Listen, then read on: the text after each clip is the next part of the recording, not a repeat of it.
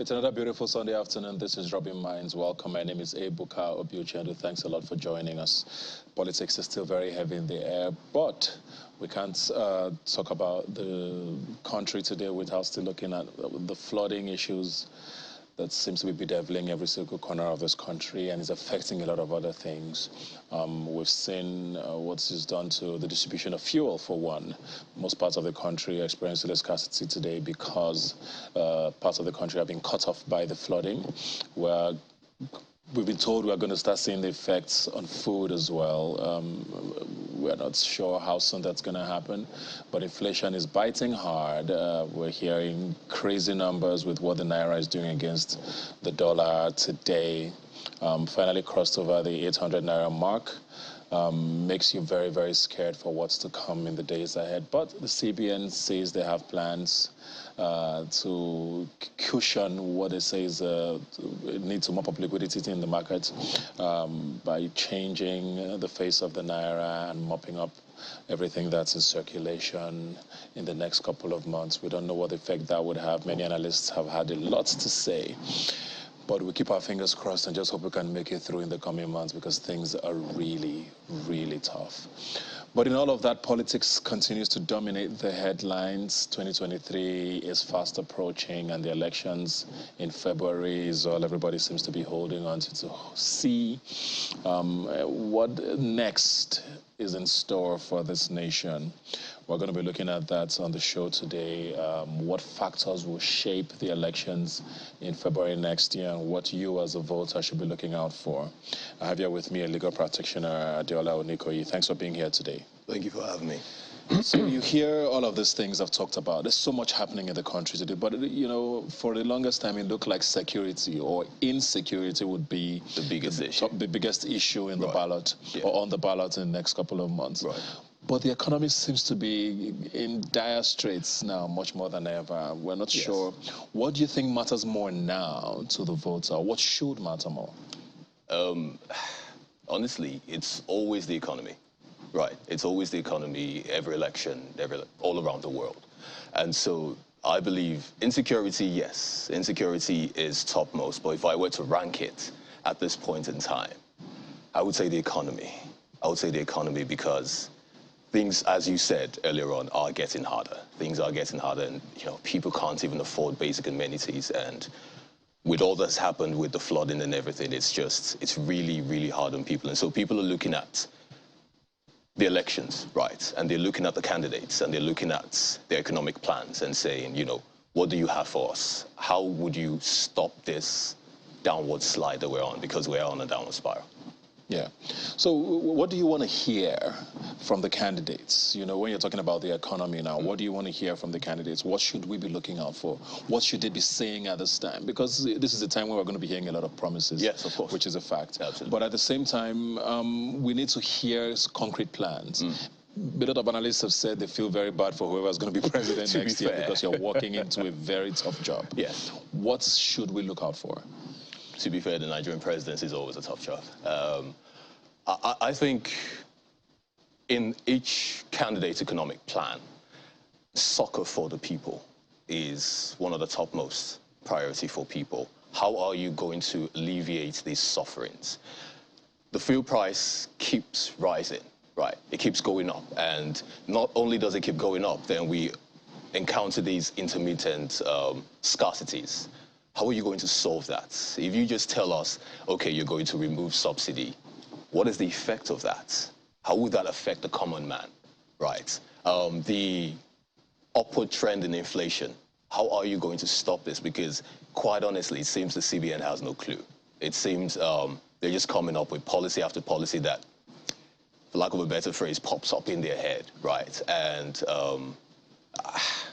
we just need to look out for how the candidates would be able to solve these things, right? And give us not a socialist manifesto per se, but because, you know, they all have their own ideologies, but a manifesto that works for the Nigerian people, Yeah. Yes. I hear you. I'm going to come back to you. Let's quickly go to Abuja now. We're joined in Abuja studios by Dr. Toby Oluwatola, who's a policy analyst. Thanks for joining us, Dr. Oluwatola.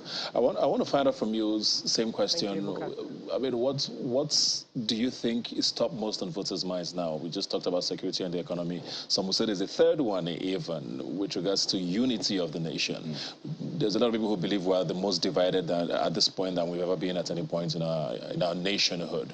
What should be topmost on voters' minds at this moment? Thank you, Ebuka, and I will agree with the first speaker that the economy is topmost on most people's minds. But we did a study we did a survey of about 13,000 young people, and 42% of them said security is the most important issue, because ultimately, security is what ties everything together. The economy cannot work optimally if people are not safe to go to their farms, if people are not safe to come and invest, if people are not safe to create jobs, the economy cannot work. So ultimately, first and foremost, the constitutional duty of the state is to provide security. And the reason why we give up some of our freedom to the state is so that the state, with its monopoly of violence, can sort of provide security for us. So when the state then ends up not being able to do that, or even in certain cases being the source of violence against the people, then democracy really falls apart. So security will be number one. The economy is important. We've got about 83 people living below the poverty line, and that number is going to grow. We've got about 30 million Nigerians who don't have a job, even though they want to work. We've got about 40% of our population who cannot read and write. So there are lots of problems. So, but you did say about our national unity, absolutely. I think that a very critical issue going into 2023 has to be how we renegotiate our unity and what it means to be Nigerian, what the roles of the various levels of government ought to be, so that on a more localized level, where the government is closer to the people, they can be held more accountable for delivering on the services that the people rely on democracy to deliver for them. I like that you use that word accountable there, because, I mean, it's fair to say that all three issues are going to be topmost on everyone's mind, to be honest, because the economy, security, the unity of this nation, these are things that are at the front burner of the conversations everybody has today. But accountability continues to come up, and it's a question I like to ask, because Nigerians have never been short of making promises or of having great policies or great fixes. We always say that we falter when it comes to now implementing those things or coming through with those promises made. How do we start, you know, especially at this phase where the promises are being made now by all of those candidates, to, you know, have a sort of system where we say, okay, if you don't do this, this is what happens? Is there a way to hold people accountable? Yes, we can say, okay, if they don't deliver, we vote them out in 4 years. But is that enough? We've seen that it's not really enough, is it? It's a good point. It's certainly not enough, and it's a little too late many times, because that's 4 years of poverty, 4 years of deprivation that has already happened before the consequences are felt. And I think, to your question, this is where the media play a role, but also the other parts of government, which is the legislature, the judiciary, also have an important role to play in our democracy, which they have either not played effectively. So far in our democracy, we've had an essentially rubber stamp legislature, which is why when I talk to young people in the run-up to 2023, I tell people it's not just about electing a good president. Because you go ahead and elect a good president, a good man to the presidency, and he's got to work with the legislature, he's got to work with the civil service, he's got to work with the system. And we've got to get to work fixing the system.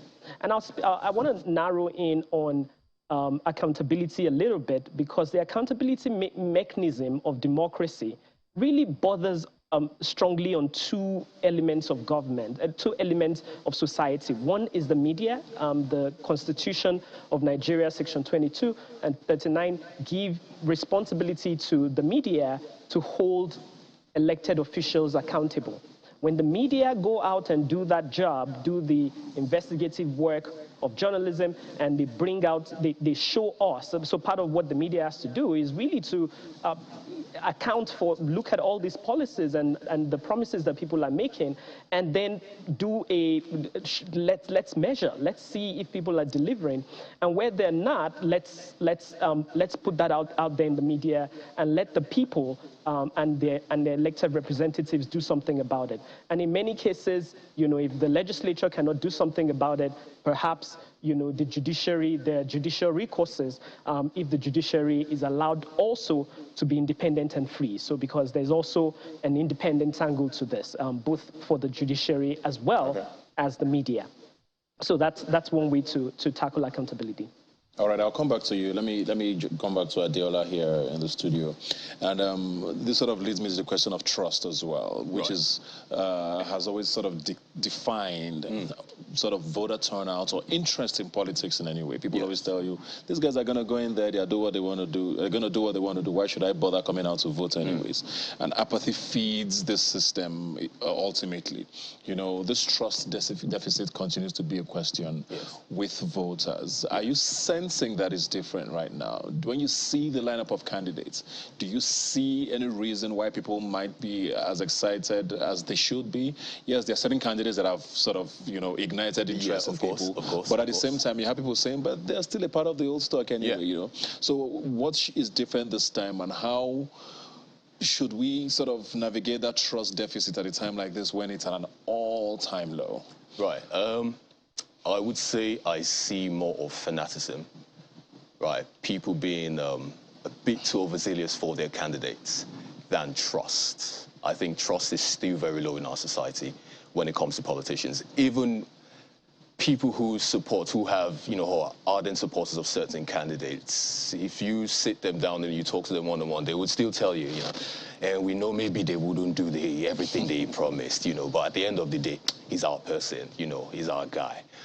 So the trust deficit, it starts from the top, right? I believe it starts from the top, and the government, either the government of the day, the government of days past, they have to be truthful to the people. Time and time and time again, we cannot count the times the government has lied to us, only for us to find out that, the opposite is the truth. I can count examples, but I wouldn't go into examples. Right, and over and over again. So it has to start from the top, and the government has to realize that it doesn't hurt to say the truth. You need to talk to your people. You need to give them a certain level of transparency, full transparency, if I may say.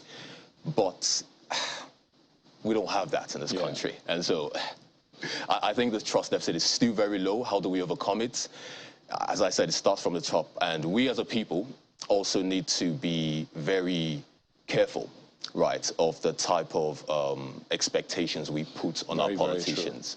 Right. We need to understand that if someone is elected, and just because you have free access to them, it doesn't mean they would sponsor your child's school fees, right? It doesn't mean that they would sponsor your entire family abroad and things like that, because there's somewhere this money is coming from. And they can't tell you the truth. They can't. So a very just leaning from that, a very interesting quote I like to remember every time is from Banky W, when he said, we have to learn to meet Nigeria where it is, not where we expect it to exactly be. It's such an amazing quote. But leading up from something that Dr. Oluwatola said in Abuja is about this, the National Assembly, and the conversation about how we constantly pay too much attention or focus all our energy on the presidency continues to come up. I mean, it looks like we're going down that line again. All the conversations you see, whether it's on social media, whether it's one-on-one, is about these 3-4 candidates every single time. Nobody seems to know who the Senate candidates of their constituencies are. Nobody seems to know anything. And it looks like we're going down that line again, where we're going to place all of these expectations in the center and expect magic to happen, isn't it? There's a reason for that. It's very simple, the Constitution, right? The way our Constitution is structured, the way our Constitution is, the president is a very, very powerful person. It's a very powerful position. Now, in theory, right, there should be separation of powers, and the legislature should be able to challenge the executive, but in reality, it rarely ever happens, right, because the executive holds so much power, And so, yes, it's because of that. We see that. But we as a people also have to become better informed, right? We have to put it upon ourselves to say, okay, who is going as a House of Rep member for my area? Who is my State House of Assembly member? Who is my senator, right? You have to know these things, because if you reach out to them, they are your direct representatives. I don't know how many people send emails to the presidency and it gets answered. But I can speak for my constituency that, yes, I have sent emails to my rep member and he has replied. So there are some responsive members like that. There are some who are not, but you would not know if you do not try. Exactly. So, yeah. Let's go back to Abuja now, Dr. Oluwatola. I want to talk about the process now, and probably INEC in particular. People have said so far things are not looking as bad. Everybody's excited about the new Electoral Act, which is expected to be a game changer next year. But there's also fears. We started seeing figures in the past week about, illegal registrations, the number of voters who registered illegally, and the numbers are looking quite scary. In certain states, we've got people quite nervous. How excited or nervous or worried are you about INEC in particular and the entire process with the way it's shaped up so far? It's the longest campaign season we've ever had. 5 months of official campaigning has never happened before. So I don't know what your expectations are.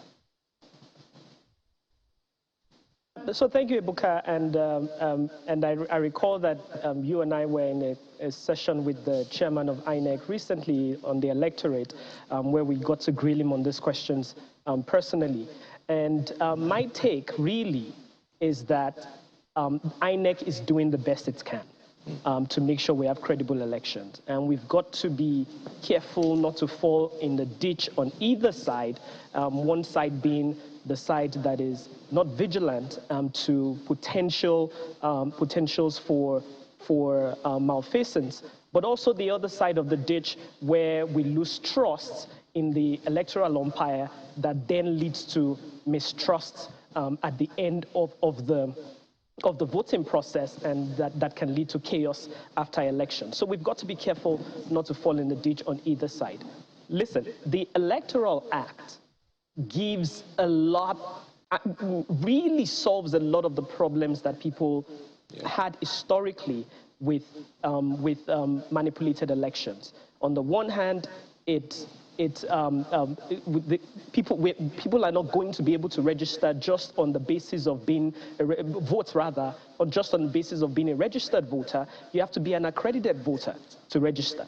And what does it take to get, so the Electoral Act provides, for a bimodal accreditation system, such that if your fingerprint doesn't work, then they can use the barcode on your registration, they can use your face, they can use your ID or your surname. So it's, but at the end of the day, people are going to have to be accredited to vote. And then the votes are going to be transmitted electronically, and almost in real time, INEC publishes it and civil society can see it in real time. So to a significant degree, the opportunities for rigging or for writing the numbers as we've been used to is significantly diminished in this electoral cycle. And we saw it play out in Ekiti and Osun. So I think that the people should focus more on playing their part, focus more on coming out to vote, focus more on paying attention to potential misinformation and disinformation that can be used to suppress votes in certain places, and paying attention to keeping themselves safe, in the run-up to as they go out to vote on election day. Very quickly now, in one sentence, I don't know how quickly you can do this. I mean, polls are coming all over the place. We saw a Bloomberg poll that gave it to the Labour Party candidates. We saw a Fitch poll that came out a couple of days ago that's giving it to the APC candidates. How much emphasis should people start paying to things like this as quickly as you can? I think that the polls are indicative of a narrow segment of interest. I don't think that they're reflective of what election day would look like, but they're exciting. What do you think about polls? I like polls.